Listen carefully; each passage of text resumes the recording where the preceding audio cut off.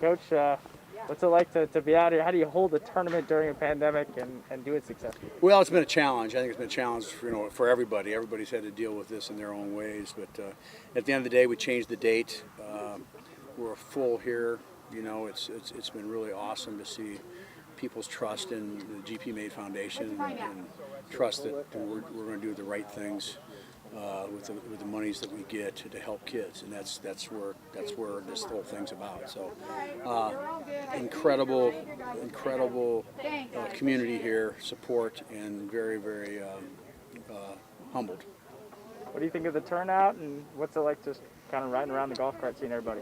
What we did is I shake hands with I elbow or fist pump now, but every single person that's here, and they're going to be 230 or so that'll be here over the entire day, and thank them, look them in the eye and thank them for helping our GP Made Foundation. And so that's been fun. I got some of my players here. I always bring in about a half a dozen. They love to tell a story. They're giving up their time to help kids. That's why they do it. And so we got a few of those guys out here, and so that's been pretty neat. People love the Mizzou guys and the great things that they accomplished. So it's it's all about us helping kids, and it's all about the community getting behind it. And it's only our second year that we've done this, and we've raised a lot of money to do that. During the pandemic, how do you keep the foundation going? What have you guys been able to do? I know you did something at the beginning of, was it May or April after that?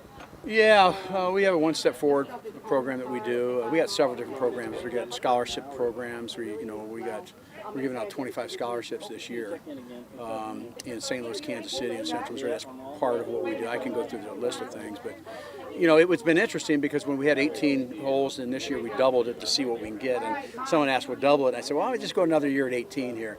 Well, we almost in a 6-week period of time sold out almost 29 teams. And then we switched the date, and everybody stayed.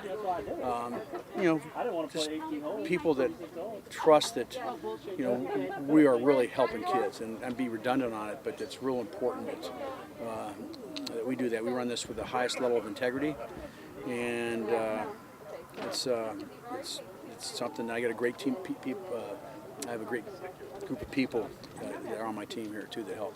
Do you think maybe now more than ever that it's important to help kids and the youth of our community? Yeah, that's my background though. I mean, that's what I did my whole life. I've been in major cities recruiting for 40 years, and I've seen kids come from all different types of backgrounds, and some that are just backgrounds that are just they're just very difficult and challenging. And so we had a responsibility to run our football program, not just to win games, but help kids become better people, help kids learn to compete, help kids learn to care about each other, be great teammates. And that's what I miss. So we've kind of followed over right now. We're trying to do the same things with kids, and for me it means a lot because it's significant what I'm doing. And again, I'm surrounded with great people, and we want to just keep going more and more and more. Hopefully someday we're going to be getting 50 scholarships out a year. That's kind of what goal-wise what we'll do as we develop.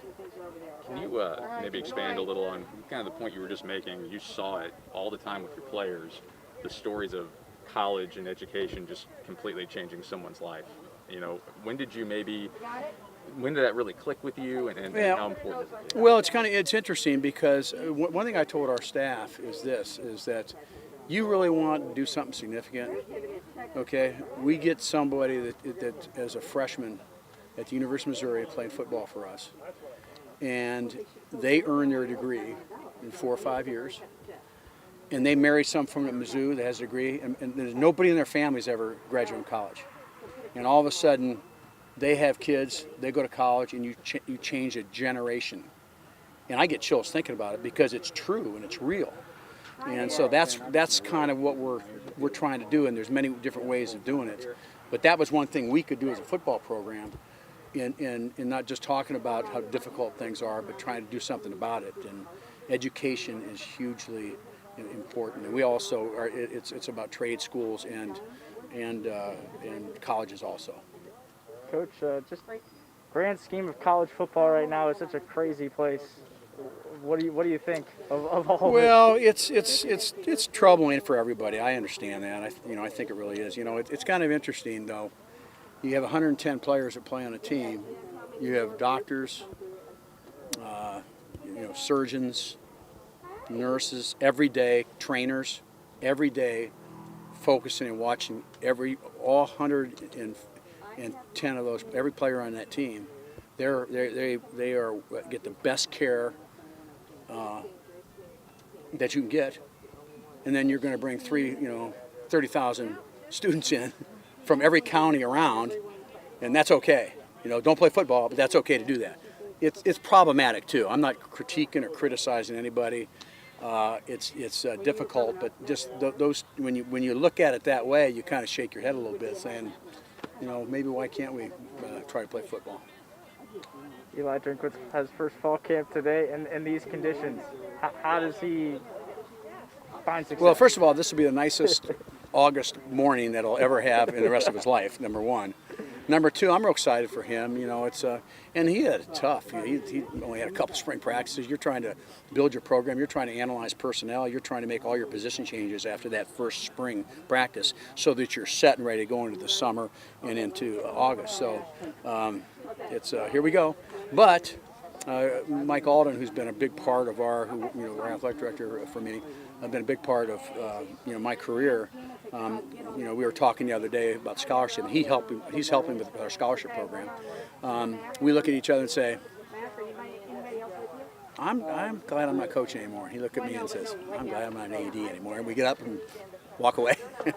Everybody's got their problems. That's hilarious. Well, Coach, just health-wise, how you doing? You look great. Yeah, I'm doing good. So I go to Mayo once a year now. So, I just try to take care of myself and make every day count. So I've always done that. But and I'm spending my time right because it was all about me. It was about time. I didn't want to putting all this time, hundreds of hours year round, and just enormous hours working, recruiting, and all the different things, and spend the time the wrong way. So I feel great about what I'm doing. I got the foundation to help kids, and I'm good. Blessed. Wish you the best of health. Do you have anything else, Brian? Still miss the headset on Saturday? Yeah, I miss that. I miss game day. That 4-hour period of time when I was in a zone on the sideline, And I remember I used to talk to our players every year about sideline control and everything we did. And I told them one time, and I use this with all the teams, but the freshmen, I want to know how we do things too. I got the headset on. I'm not listening to Earth, Wind, and Fire. I'm looking at who's coming up next, what's the next field position, what personnel sets, and everything like that. So I do miss that, and just feel fortunate that that we raised the level of expectation at the University of Missouri football and passed the baton on, and I'm excited about the future.